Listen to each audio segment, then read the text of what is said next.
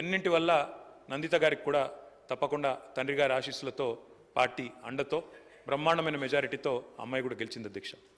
బాధాకరం ఏమంటే సరిగా గెలిచిన కొద్ది కాలానికే మరి నల్లగొండలో మా పార్టీ సభ ఒకటి జరుగుతూ ఉంటే అక్కడికి నందిత గారు కూడా రావడం జరిగింది.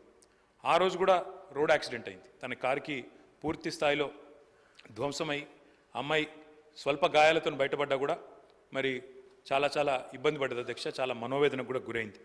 తదనంతరం వాళ్ళ ఇంట్లో కూడా ఒక చిన్న యాక్సిడెంట్ అయింది. వరుసగా ఏదో పగబట్టినట్టే నల్లగొండలో ప్రమాదం, తర్వాత అక్కడ లిఫ్ట్లో ప్రమాదం, ఆ తర్వాత మళ్ళీ అనుకోకుండా ఈ ఓఆర్ఆర్ మీద జరిగిన రోడ్ యాక్సిడెంట్లో అమ్మాయి మరణించడం జరిగింది అధ్యక్ష. మేము ఆ రోజు పార్టీగా మాట ఇచ్చి సాయన్న గారి కుటుంబం మా కుటుంబమే అని చెప్పి ఆనాడు సాయన్న గారి తర్వాత లాస్య నందిత గారికి పార్టీ అవకాశం ఇచ్చింది అధ్యక్ష. అమ్మాయి గెలిచింది. దురదృష్టవశాత్తు ఏడాది లోపలే అమ్మాయి మరణిస్తే తిరిగి వారి సోదరి నివేదిత గారికి మొన్న జరిగిన ఉప ఎన్నికల్లో కూడా అవకాశం ఇచ్చింది అధ్యక్ష పార్టీ నాయకత్వం కేసీఆర్ గారు. కానీ దురదృష్టం ఉప ఎన్నికల్లో మొన్న మా పార్టీ ఓటమి పాలు కావడం జరిగింది అధ్యక్ష. నిజంగా కల్లో కూడా అనుకోలేదు. చురుకైన ఒక నాయకురాలు, మంచి వ్యక్తిత్వం, మంచి విద్యార్హతలు కలిగిన ఒక మహిళ ఈ శాసనసభలో అడుగుపెట్టిందని చెప్పి సంతోషపడ్డాం. భవిష్యత్తు ఉజ్వలంగా ఉంటుంది అమ్మాయికి అని చెప్పి ఆశించినాం.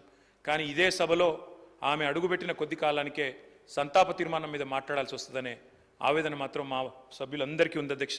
వారందరి మనోవేదన, ముఖ్యంగా మా గోపాలన్న గురించి అయితే ఆయన ఎంత బాధపడ్డారో నేను కళ్ళారా చూసిన అధ్యక్ష.